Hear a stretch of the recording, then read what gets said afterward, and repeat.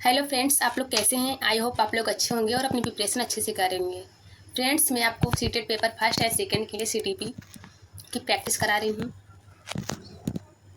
Friends, आप लोग हम देखते हैं फर्स्ट क्वेश्चन। सीखना क्या है। सीखने के बारे में हम लोग जानेंगे। सीखने वालों के संवेगों से प्रभावित नहीं होता है, संवेगों से छिड़ संबंध रखता है। सीखने वालों के संवेग से स्वतंत्र है, सीखने वालों के संवेगों से प्रभावित होता है। तो सीखना जो होता है सीखने वालों के संवेग से प्रभावित नहीं होता है, गलत है, प्रभावित होता है। संवेग से छिड़ संबंध रखता है, नहीं, ये भी गलत है। संवेग से छिड़ संबंध नहीं रखता है। सीखने वालों के संवेग से स्वतंत्र होता है, नहीं। संवेग और सीखना जब हमारे अंदर संवेग होगा, सीखने के लिए इच्छा होगी, तभी हम सीखेंगे ना। किसी चीज़ करने की इच्छा होगी तभी तो हम सीखेंगे। तो सीखने वालों के संवेग से प्रभावित होता है। नेक्स्ट क्वेश्चन देखेंगे। फर्स्ट का डी सही हो जाएगा। एक बच्चा जो आंशिक रूप से देख सकता है। फर्स्ट, बिना किसी विशेष प्रावधान के उसे नियमित विद्यालय में डाला जाना चाहिए। बी है, उसे शिक्षा नहीं देनी चाहिए क्योंकि वह उसके किसी काम नहीं आएगी। थर्ड है, उसे अलग संस्थान में डाला जाना चाहिए। तो उसे अलग संस्थान में डाले जाने की आवश्यकता क्यों है, नहीं, अलग संस्थान में क्यों डालेंगे। डी, विशेष प्रावधान करते हुए उसे नियमित विद्यालय में रखना चाहिए। फर्स्ट हो जाएगा, बिना किसी विशेष प्रावधान के उसे नियमित विद्यालय में डाला जाना चाहिए। जो बच्चा आंशिक रूप से देख सकता है, मतलब वो क्लियरली नहीं देख सकता, आंशिक रूप से उसे दिखाई पड़ता है बस। उसे शिक्षा नहीं देनी चाहिए क्योंकि वह उसके किसी काम नहीं आएगी, गलत। क्योंकि जो लोग देखते नहीं तो वो क्या, मतलब उनको शिक्षा नहीं देनी चाहिए, तो उनकी शिक्षा की आवश्यकता नहीं है। ऐसे बहुत सारे लोग हैं जो मतलब उनको दिखाई ही नहीं पड़ता है बिल्कुल, बट वो बड़ी बड़ी पोस्ट पे हैं, उन्हें शिक्षित हैं, तो उसे अलग संस्थान में डाले जाने की आवश्यकता है, नहीं। उसे विशेष प्रावधान करते हुए नियमित विद्यालय में रखना चाहिए। तो 2 का डी सही हो जाएगा। देखते हैं नेक्स्ट क्वेश्चन। निम्नलिखित में से कौन सा व्यवहार बच्चे के अधिगम निर्योग्यता की पहचान करता है। फर्स्ट है, मनोभाव का जल्दी जल्दी बदलना, अपमानजनक व्यवहार। बी को डी और वास को सा और 21 को 12 लिखना, कर्म अवधान विस्तार और उच्च शारीरिक गतिविधि। तो कौन सा बच्चे के अधिगम निर्योग्यता की पहचान कराता है, इसमें से कौन सा ऑप्शन है जो बच्चे के अधिगम निर्योग्यता की पहचान कराता है। मनोभाव का जल्दी जल्दी बदलना, ये नहीं होगा। अपमानजनक व्यवहार, बी को डी और वाच को सा लिखना, 21 को 12 लिखना।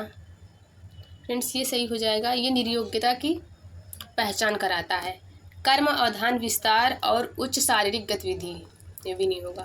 तो थर्ड का सी सही हो जाएगा। नेक्स्ट क्वेश्चन देखते हैं। वंचित वर्ग की पृष्ठभूमि के बच्चों को शिक्षा प्रदान करने के लिए शिक्षक को चाहिए। वंचित वर्ग कौन सा होता है, जो लोग जैसे आदिवासी लोग होते हैं, जो उनकी अलग संस्कृति होती है, उनका रिवाज अलग होता है। तो वंचित वर्ग जो बच्चे होते हैं उन्हें बहुत सा लिखित कार्य देना चाहिए, उनके बारे में अधिक जानकारी जुटाने का प्रयास करें और उन्हें कक्षा में होने वाली चर्चा में शामिल करें। उन्हें कक्षा में अलग बैठाएं, उन पर ध्यान न दें क्योंकि वो दूसरे शिक्षार्थियों के साथ अंतःक्रिया नहीं कर सकते। तो उन पर ध्यान न दें और दूसरों शिक्षार्थियों के साथ अंतःक्रिया नहीं कर सकते, उन्हें अलग। तो ये गलत है। क्यों ध्यान नहीं देंगे, ध्यान सभी बच्चों को देना है, वो चाहे वंचित वर्ग के हों चाहे जो जिस वर्ग के हों, हर वर्ग के बच्चों को उतना ही ध्यान देना है, उतना एक ही महत्व देना है, सबको बराबर महत्व देना है सभी बच्चों को। उन्हें कक्षा में अलग बिठाया जाना चाहिए, नहीं, कक्षा में अलग क्यों बिठाएंगे, सबको साथ में समावेशन के साथ पढ़ाएंगे, सभी बच्चों को एक साथ पढ़ाएंगे। उनके बारे में अधिक जानकारी जुटाने का प्रयास करें और उन्हें कक्षा में होने वाली चर्चा में शामिल करें, ये ऑप्शन सही हो जाएगा। उन्हें बहुत सा लिखित कार्य दे, लिखित कार्य क्यों देंगे, ये तो गलत बात है। लिखित कार्य दे के वो सारे दिन लिखते ही रहें, पढ़े ही ना। तो फोर्थ का सेकंड सही हो जाएगा। नेक्स्ट देखते हैं 5 क्वेश्चन। निम्न में से कौन सा एक कथन समावेशन का सबसे अच्छा उदाहरण है? तो समावेशन क्या है? जिसमें बच्चे चाहे किसी ही वर्ग के हों, चाहे विकलांग हों, चाहे बाधित हों, तो वो सभी को समावेशन के साथ एक साथ पढ़ाना समावेशन कहलाता है। तो फर्स्ट है यह एक विश्वास है कि बच्चों को अपनी योग्यताओं के अनुसार अलग अलग किया जाना चाहिए। सेकेंड है यह एक विश्वास है कि कुछ बच्चे कभी कुछ सीख ही नहीं सकते। और थर्ड है यह एक दर्शन है कि सभी बच्चों को नियमित विद्यालय प्रणाली में समान शिक्षा प्राप्त करने का अधिकार है। और डी है यह एक दर्शन है कि विशेष बच्चे ईश्वर के विशेष उपहार हैं। तो फ्रेंड्स, इसमें यह एक दर्शन है कि ये विशेष बच्चे जो होते हैं ये ईश्वर के उपहार हैं। नहीं, विशेष बच्चे के उपहार होंगे, सभी बच्चे ईश्वर के उपहार हैं, विशेष बच्चे थोड़ी नहीं रहेंगे। यह एक दर्शन है कि सभी बच्चे नियमित विद्यालय प्रणाली में समान शिक्षा प्राप्त करने का अधिकार है। सभी बच्चे को, जितने बच्चे हैं सभी को नियमित शिक्षा विद्यालय में सभी को एक समान शिक्षा प्राप्त करने का अधिकार है। यह एक विश्वास है कि कुछ बच्चे कभी कुछ नहीं सीख सकते। ऐसा क्यों है? कुछ बच्चे, सभी बच्चे सीख सकते हैं और उस सभी बच्चों में सीखने की क्षमता एक होती है। कोई ज़्यादा सीखता है, ज़्यादा तेज सीखता है, कोई कम सीखता है, बस फर्क इतना रहता है। यह एक विश्वास है कि बच्चे को अपनी योग्यता के अनुसार अलग किया जाना चाहिए। क्यों उनको बांटेंगे? क्यों योग्यता जिसको ज़्यादा आता है उसको अलग करना, जिसको कम आता है उसको अलग करना, तो ये ऐसा नहीं होगा। समावेशन में क्या होता है? सभी को एक साथ पढ़ाना है एक क्लास में, सबके पास सब बच्चे समान रहेंगे। तो इसका 5th का थर्ड सही हो जाएगा, सी। नेक्स्ट क्वेश्चन 6 है आकलन। फ्रेंड्स, आकलन क्या है? इसका आकलन का मतलब, आकलन हम क्यों करते हैं, इसका महत्व क्या है? तो फर्स्ट है बच्चों को लेवल करने और वर्गीकृत करने के लिए। क्या हम बच्चों को वर्गीकृत करने के लिए करते हैं? बी, बच्चों में प्रतियोगात्मक भावना को सक्रिय रूप से बढ़ावा देने के लिए। यह सीखने को सुनिश्चित करने के लिए तनाव और बदलाव को उत्पन्न करना। यह सीखने में सुधार का एक तरीका है। ये सीखने में क्या सुधार का एक तरीका है आकलन करना। बच्चों को लेवलिंग और वर्गीकृत नहीं करेंगे, ये गलत है। बच्चों में प्रतियोगात्मक भावना को सक्रिय रूप से बढ़ावा देना, ये सही हो जाएगा। बच्चों में क्या करेंगे? आकलन क्यों करेंगे? कि बच्चों में प्रतियोगात्मक की भावना पैदा हो और उन्हें सक्रिय रूप से बढ़ावा देंगे। सीखने को सुनिश्चित करने के लिए तनाव और दबाव को उत्पन्न करना नहीं। कि अब आकलन में पेपर क्यों लिया जा रहा है? आकलन बच्चों से मतलब उनसे आकलन क्यों किया जा रहा है? क्या तनाव दबाव उत्पन्न करने के लिए, बच्चों के अंदर तनाव उत्पन्न करने के लिए? नहीं, गलत है। सीखने में सुधार का एक तरीका है, नहीं, ये हो जाएगा सेकंड सही हो जाएगा, बी। 6 का बी आंसर सही हो जाएगा। बच्चों में प्रतियोगात्मक भावना को सक्रिय रूप से बढ़ावा देने के लिए। नेक्स्ट क्वेश्चन 7 देखेंगे हम लोग। एक सह शिक्षा कक्षा में लड़कों से शिक्षक यह कहता है, लड़के बनो और लड़कियों जैसा व्यवहार मत करो। यह टिप्पणी क्या है? जातीय भेदभाव का परिचायक है। लड़कों लड़कियों के साथ व्यवहार का एक अच्छा उदाहरण है।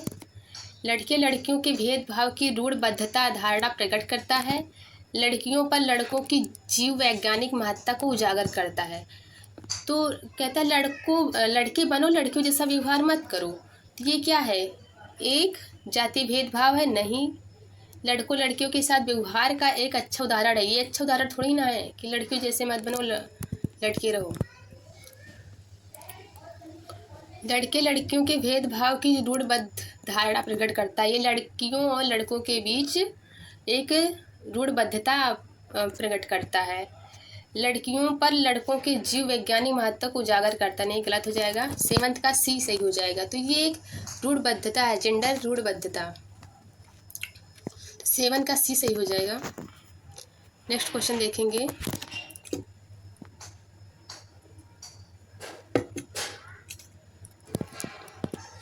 भाषा विकास के लिए प्रारंभ बचपन काल है। तो भाषा विकास के लिए प्रारंभिक बचपन काल क्या है? कम महत्व देना, अमहत्वपूर्ण है, अति संवेदनशील है, निरपेक्ष है। तो भाषा विकास के लिए प्रारंभिक बचपन जो होता है, तो ये क्या है? कम महत्वपूर्ण है? नहीं, प्रारंभिक बचपन जो होता है वो बच्चों के लिए बहुत ही अच्छा होता है, बहुत ही सक्रिय होता है। बच्चे जब छोटे होते हैं तो उनके अंदर किसी भी चीज़ को जानने की जिज्ञासा पैदा होती है कि ये चीज़ क्या है, ऐसे क्या कैसे होता है, ये चीज़ें कैसे होती हैं। तो बच्चे के अंदर बहुत सारे प्रश्न उठते हैं। तो हम महत्वपूर्ण है? नहीं, गलत है। अति संवेदनशील है, बच्चे जब छोटे होते हैं तो बहुत संवेदनशील, मतलब हर एक चीज़ के बारे में जानने की इच्छा रखते हैं कि हम ऐसे क्यों होता है, ऐसे क्यों होता है, तो हमेशा पूछते रहते हैं, उनके क्वेश्चन कभी ख़त्म ही नहीं होते। तो अति संवेदनशील है, प्रारंभिक बचपन जो होता है। निरपेक्ष है? नहीं, गलत है। तो 8 का सी सही हो जाएगा। नेक्स्ट क्वेश्चन देखेंगे। 9th, बुद्धि सामर्थ्यों का एक समुच्चय है, एक अकेली और जातीय विचार है, दूसरों के अनुकरण करने की योग्यता है, एक विशिष्ट योग्यता है। तो बुद्धि क्या है, इसके बारे में जानेंगे। तो बुद्धि फ्रेंड्स, आपने पढ़ा होगा, बुद्धि का सिद्धांत किसने दिया है? हार्वर्ड गार्डनर ने दिया है। उन्होंने 8 प्रकार की बुद्धि बताई है कि बुद्धि क्या होती है, 8 प्रकार की होती है। तो बुद्धि एक क्या हो सकती है? समर्थकों का एक समुच्चय है? नहीं, समर्थकों का एक समुच्चय, एक अकेलेपन और जातीय व्यवहार है, एक अकेलेपन और जातीय व्यवहार है, एक विशिष्ट योग्यता है। नहीं, समुच्चयों का एक समुच्चय है, सामर्थ्यों का एक समुच्चय है, एक विशिष्ट योग्यता है।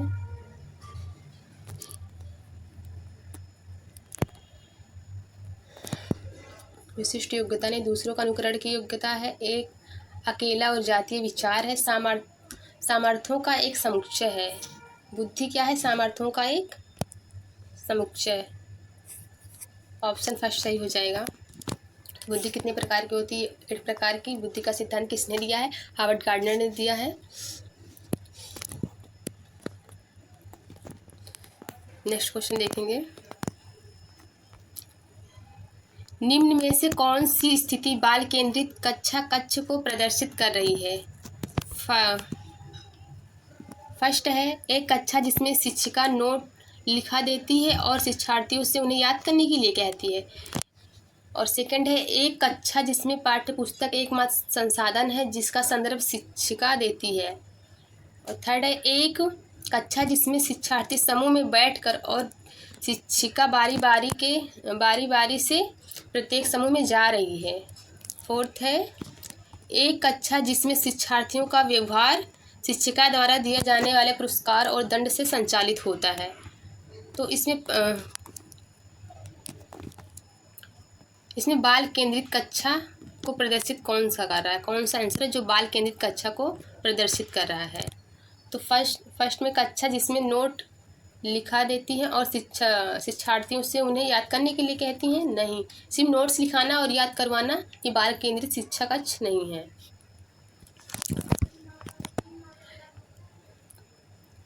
एक कक्षा जिसमें पाठ्य पुस्तक एकमात्र संसाधन है जिसका उपयोग संदर्भ शिक्षिका देती है, जिसका संदर्भ कौन देता है? शिक्षिका देती है, ये भी गलत हो जाएगा।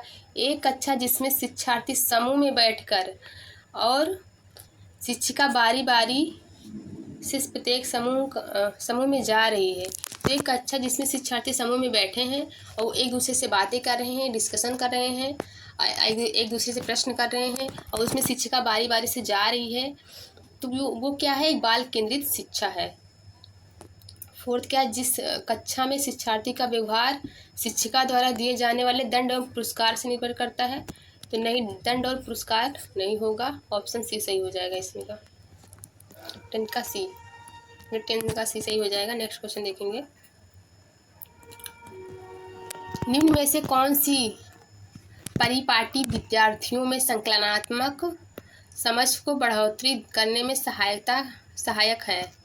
बारंबार परीक्षाएं, अन्वेषण और संवाद, प्रतिस्पर्धा और संवाद, पाठ्य पुस्तक केंद्रित शिक्षा शास्त्र। तो इसमें से कौन सा ऑप्शन है जो बाल केंद्रित, जो संकल्पनात्मक समझ को बढ़ोतरी देता है, संकल्पनात्मक सोच जो होती है उसको बढ़ोतरी देता है, विद्यार्थियों की संकल्पनात्मक सोच को बढ़ाता है। बार बार परीक्षाएं लेना।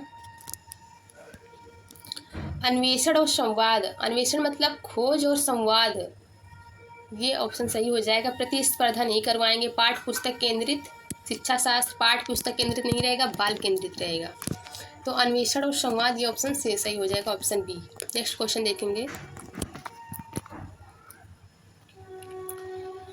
बच्चों को सीखने में कठिनाई होती है जब अधिगम सामाजिक संदर्भ में हो, विषय वस्तु को बहुरूपों में प्रस्तुत किया गया हो, सूचना अलग अलग टुकड़ों में प्रस्तुत की जाए, वे आंतरिक रूप से अभिप्रेरित हों। तो बच्चों को सीखने में कठिनाई होती है जब अधिगम सामाजिक संदर्भ में हो। नहीं, इसमें कठिनाई नहीं होगी जब अधिगम सामाजिक संदर्भ में होगा। तो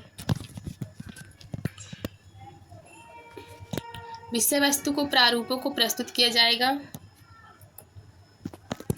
इसमें भी नहीं होगा। जब सूचना अलग अलग टुकड़ों में प्रस्तुत की जाएगी, जब सूचना अलग अलग होगी तब इसमें बच्चों को सीखने में कठिनाई महसूस होगी।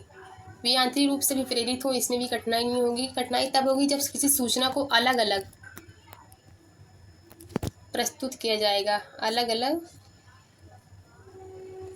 तो ऑप्शन सी सही हो जाएगा 12 का।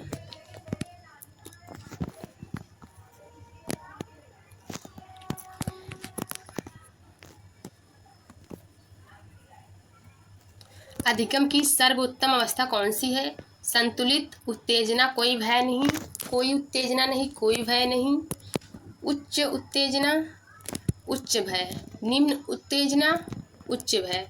तो अधिगम की सर्वोत्तम अवस्था कौन सी है? सीखने की सर्वोत्तम अवस्था, अधिगम क्या होता है? सीखना ही होता है ना। तो इसकी सर्वोत्तम अवस्था कौन सी? सर्वश्रेष्ठ। निम्न उत्तेजना और उच्च भय, नहीं, गलत हो जाएगा। उच्च भय हमें नहीं रहेगा। उच्च उत्तेजना, उच्च भय, कोई उत्तेजना नहीं। जब कोई उत्तेजना ही नहीं रहेगी तो हम पढ़ेंगे कैसे? तो संतुलित उत्तेजना और कोई भय नहीं। हमें हमारे अंदर सीखने की क्या है?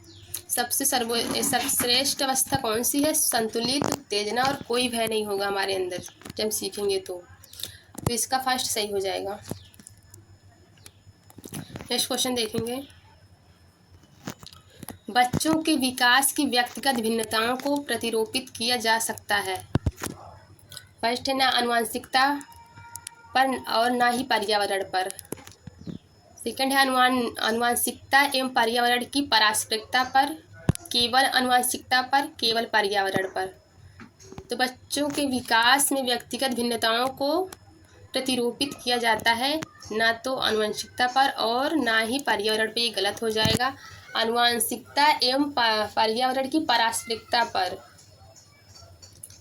भिन्नताएं जो होती है बच्चों में, तो वो आनुवंशिकता होती है। और एक तो पर्यावरण, सबका पर्यावरण अलग अलग, पर्यावरण में बच्चे का मतलब सबका पर्यावरण अलग होता है ना बच्चों में, केवल आनुवंशिकता पर नहीं, केवल पर्यावरण पर नहीं।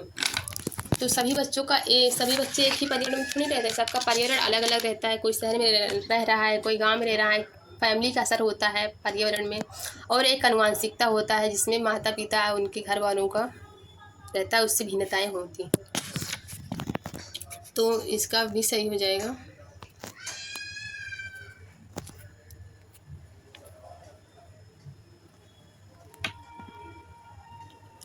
Next question.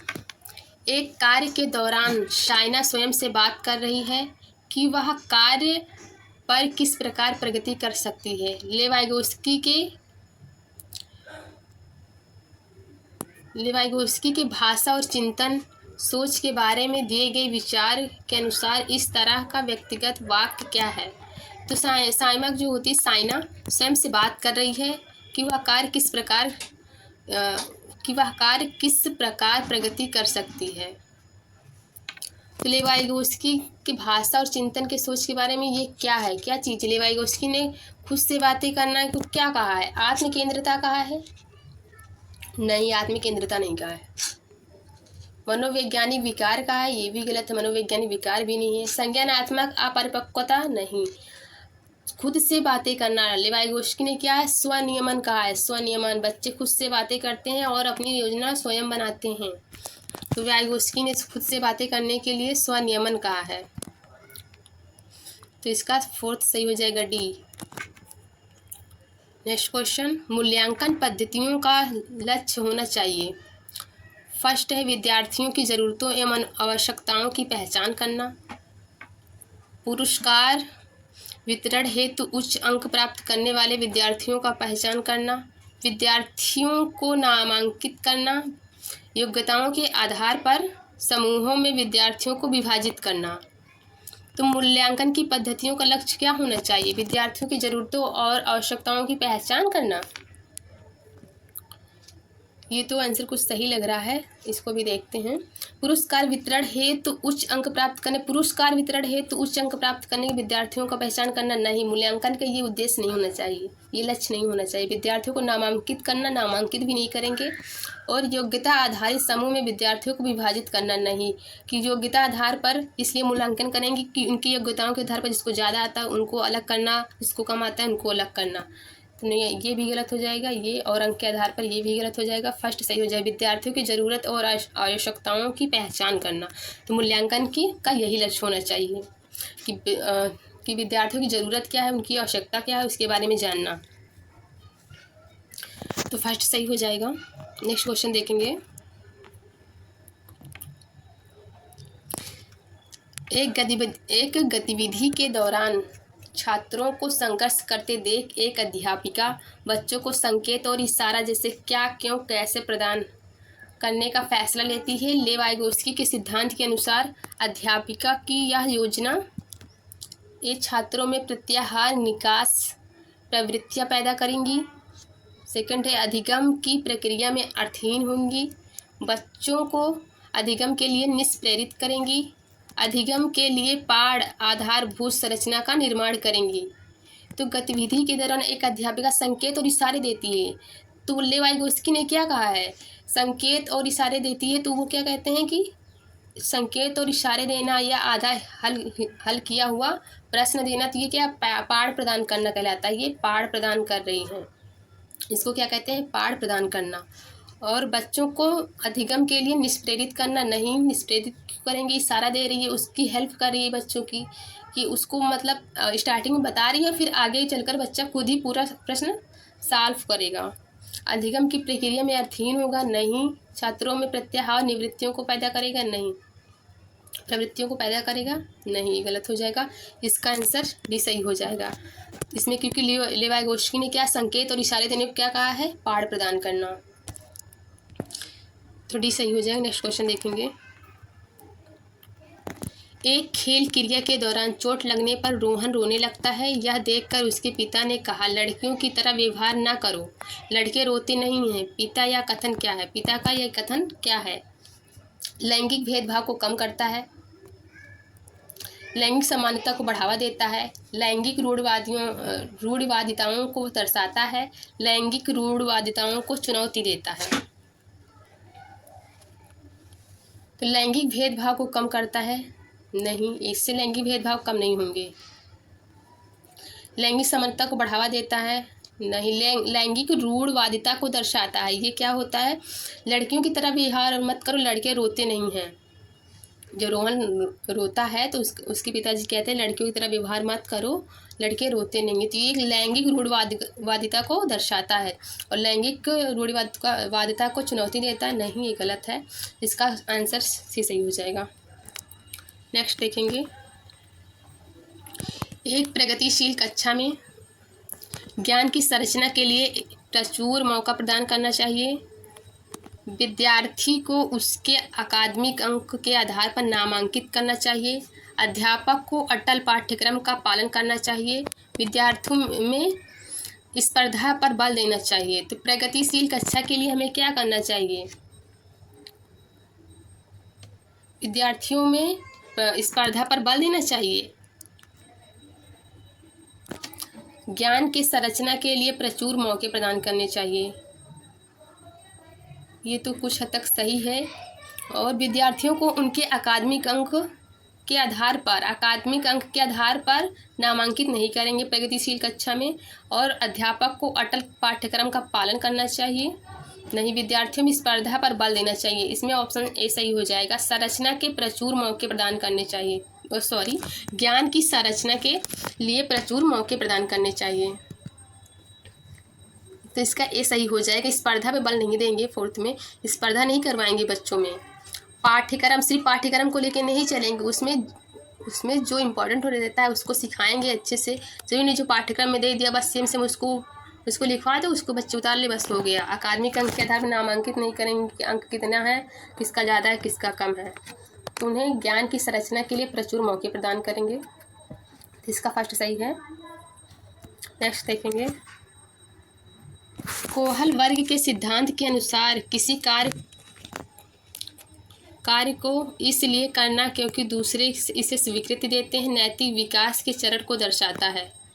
तो दूसरे स्वीकृति देते हैं, नैतिक विकास का ये कौन सा चरण है? उत्तर प्रथागत, बी आमूर्त संक्रियात्मक, और सी है प्रथापूर्व, और डी है प्रथागत। तो किसी कार्य को इसलिए करना चाहिए क्योंकि दूसरे इसे स्वीकृति देते हैं। इसमें उत्तर प्रथागत गलत हो जाएगा और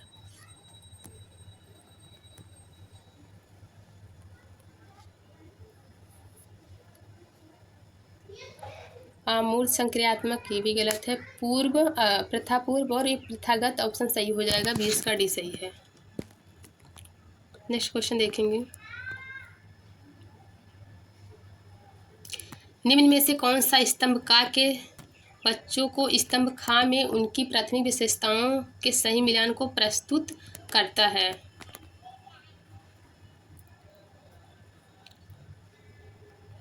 इसमें देखेंगे कौन सा मिलान सही है। तो प्रतिभाशाली जो छात्र होते हैं, प्रतिभाशाली और अधिगमकर्ता की आसक्तता क्या है, सृजनात्मकता क्या है, और अवधान की कमी, अतिसक्रियता, व्यतिक्रम, ADHD। ये तो अवधान की कमी जो ADHD होता है, इसमें क्या होता है, इसमें आसानी से अपना ध्यान भटक जाता है या ध्यान की कमी हो जाती है। ADHD में इसमें ध्यान की कमी हो जाती है। तो इसमें क्या हो जाएगा, आसानी से विचलित हो जाना या की आदत होती है, आसानी से विचलित होने की आदत होती है। ADHD में इसमें ध्यान की कमी हो जाती है, आसानी से ध्यान भटक जाता है। और इसमें सृजनात्मकता में क्या हो जाएगा, सृजनात्मकता में मूल संसाधन के बारे में सोच सकते हैं। और प्रतिभाशाली अधिगम आसक्तता, अधिगम आसक्तता, धारा प्रवाह पढ़ने में कमी हो जाएगी। अधिगम में आसक्तता, धारा जो अधिगम जब सीखेंगे पढ़ेंगे तो उसमें धारा प्रवाह पढ़ने में कमी हो जाएगी। और प्रतिभाशाली जो छात्र होते हैं, इसका फोर्थ हो जाएगा शीघ्रता से एवं स्वतंत्र रूप से सीखने की योग्यता। प्रतिभाशाली छात्र में क्या होती है, शीघ्रता से और स्वतंत्र रूप से सीखने की योग्यता होती है। तो इसका क्या हो जाएगा, डी हो जाएगा। ये थर्ड हो जाएगा, सृजनात्मकता 2 हो जाएगा, इसका फर्स्ट हो जाएगा। ठीक है, यहीं से हम लोग देखेंगे। इसमें नेक्स्ट देखते हैं हम लोग।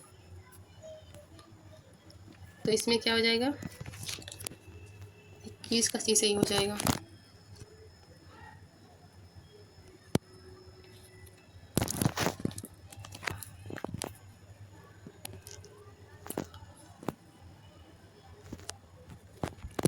बच्चे प्रभावी रूप से सीखते हैं जब वे विभिन्न गतिविधियों एवं कार्य में सक्रिय रूप से भाग लेते हैं। शिक्षक कक्षा में होने वाली सभी घटनाओं व बच्चों में पूर्ण रूप से नियंत्रित करता है। वे पाठ्य पुस्तक में दिए गए तथ्यों को याद करते हैं।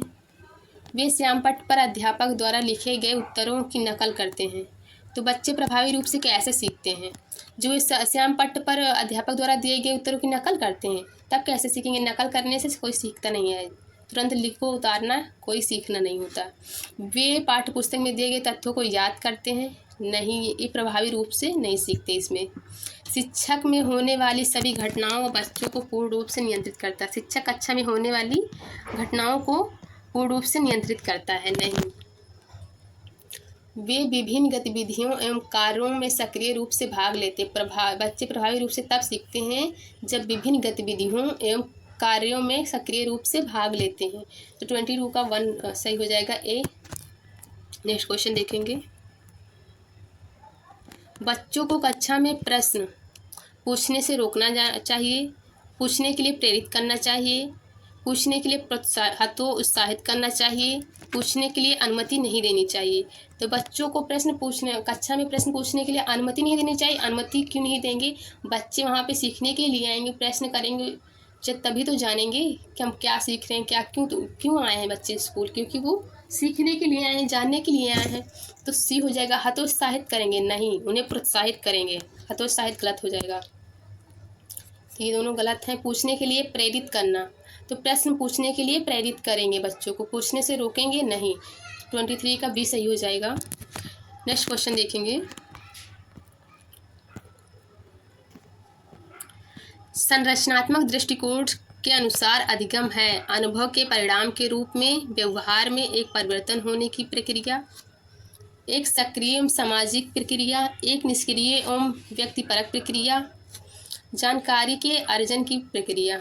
तो संरचनात्मक दृष्टिकोण के अनुसार अधिगम क्या है? अनुभव के परिणाम के रूप में व्यवहार में एक परिवर्तन है, एक सक्रिय सामाजिक प्रक्रिया है। सबसे पहले तो निष्क्रिय वाला कट जाए, निष्क्रिय एवं व्यक्तिपरक प्रक्रिया है। जानकारी अर्जन करना ये भी गलत हो जाएगा। इन दोनों में देखेंगे। अनुभव के परिणाम के रूप में व्यवहार में एक परिवर्तन होने की प्रक्रिया है। तो संरचनात्मक दृष्टिकोण से एक सक्रिय एवं सामाजिक प्रक्रिया है। अधिगम क्या है? एक सक्रिय और सामाजिक प्रक्रिया है। 24 का भी सही हो जाएगा।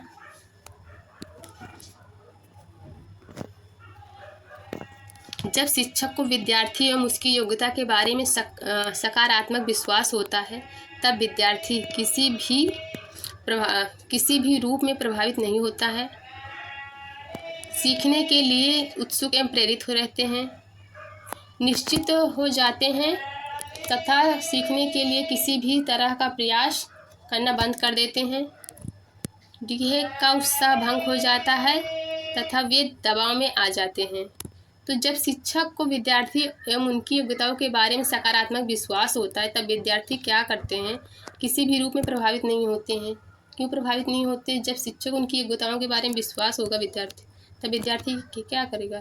प्रभावित नहीं होते। सीखने के लिए उत्सुक एवं प्रेरित होते हैं, ये राइट हो जाएगा। निश्चित तो हो जाते हैं तथा सीखने के लिए किसी भी तरह का प्रयास बंद कर देते, गलत है। वो सीखेंगे क्यों नहीं? उनका उत्साह भंग हो जाता है, वे दबाव में आ जाते हैं, नहीं, गलत है। इसका आंसर भी सही हो जाएगा। 25 का भी। सीखने के लिए उत्सुक एवं प्रेरित रहते हैं। बच्चे की गलतियां को किस रूप में देखा जाना चाहिए? शिक्षण अधिगम प्रक्रिया में महत्वहीन है, प्रदर्शित करती हैं कि बच्चे कितने लापरवाह हैं, बार बार अभ्यास करने के लिए कहना और तुरंत सुधार देनी चाहिए। तो जो गलतियां होती तो बार बार अभ्यास करने के लिए कर तुरंत उसे सुधार देनी चाहिए। अधिगम का एक भाग तथा उसके विचार में एक अंतर्दृष्टि देती है।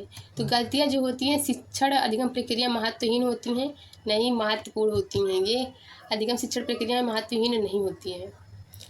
प्रदर्शित करते हैं कि बच्चे कितने लापरवाह हैं, नहीं, गलती तो सबसे होती है ना, ऐसा थोड़ी ना है कि लापरवाह हो जाएंगे, यार गलती होगी तो बार बार अभ्यास करने के लिए कहेंगे और तुरंत सुधार देंगे, नहीं। अधिगम का एक भाग है, गलती को क्या करेंगे? अधिगम का एक भाग मानेंगे और विचारों में एक अंतर्दृष्टि देती है। जो गलती होती है विचारों में एक अंतर्दृष्टि देती है। जब गलती करेंगे तो हाँ, फिर हमें पता चलेगा क्या सही है। तो सही के बारे में तभी तो जानेंगे जब गलती करेंगे तो इसका आंसर डी सही हो जाएगा।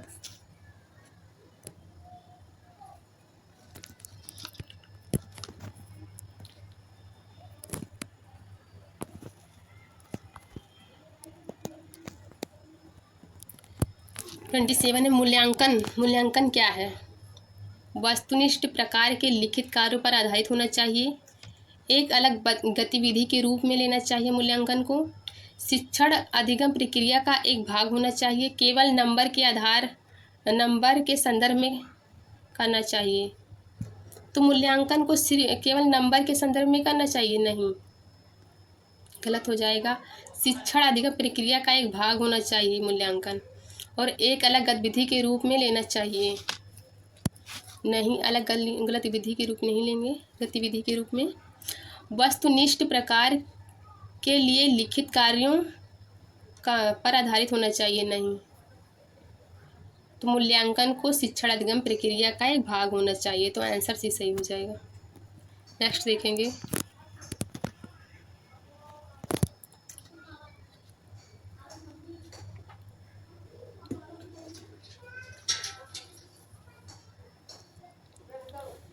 जो विद्यार्थी अच्छा प्रदर्शन नहीं कर पाते, वे महसूस करते हैं कि वे पर्याप्त रूप से अच्छे नहीं हैं और हतोत्साहित महसूस करते हैं। तब उनमें बिना प्रयास के कार्य को आसानी से छोड़ देने की संभावना होती है। आनुवांशिकता एवं पर्यावरण संबंधित नहीं है। संज्ञान एवं संवेग अलग अलग नहीं है। संज्ञान एवं संवेग संबंधित नहीं है। आनुवांशिकता एवं पर्यावरण अलग नहीं है। जो विद्यार्थी होता है तो अच्छा प्रदर्शन नहीं कर पाते हैं, तो महसूस करते हैं कि पर्याप्त रूप से वो अच्छे नहीं हैं, वो हतोत्साहित हो जाते हैं। अगर बार बार पेपर दे रहे, उसमें फेल हो रहे हैं, उसमें सफल नहीं हो पा रहे हैं, तो उन्हें लगता है कि वो ऐसा महसूस करते हैं कि वो हतोत्साहित हो जाते हैं, बिना प्रयास के उसे आसानी से छोड़ देते हैं, उन्हें ज़्यादा प्रयास फिर नहीं करते। संभावना, तो इसे आसानी से छोड़ देने की संभावना होती है। आनुवांशिकता एवं पर्यावरण से संबंधित नहीं होता, ये गलत है, पर्यावरण से संबंधित होता है। संज्ञान एवं संवेग अलग नहीं है, इसका मतलब है संज्ञान और संवेग अलग नहीं है। संज्ञान एवं संवेग संबंधित नहीं है, गलत है। आनुवांशिकता एवं पर्यावरण अलग नहीं है, तो संज्ञान और संवेग जो होता है ये अलग नहीं होता है, ये एक ही होता है। तो संज्ञान क्या है? दूसरी वस्तु या व्यक्ति पर चिंता करना संज्ञान है। इससे राम की सहायता कैसे करेंगे, तो ये संज्ञान है। संवेग और संज्ञान जो होते हैं एक ही सिक्के के दो पहलू होते हैं और ये अंतर संबंधित होते हैं, एक दूसरे से अंतर संबंधित होते हैं। संज्ञान और संवेग और एक दूसरे से जुड़े हुए होते हैं, एक दूसरे में निहित होते हैं संवेग और संज्ञान और संवेग। तो इसका आंसर भी सही हो जाएगा।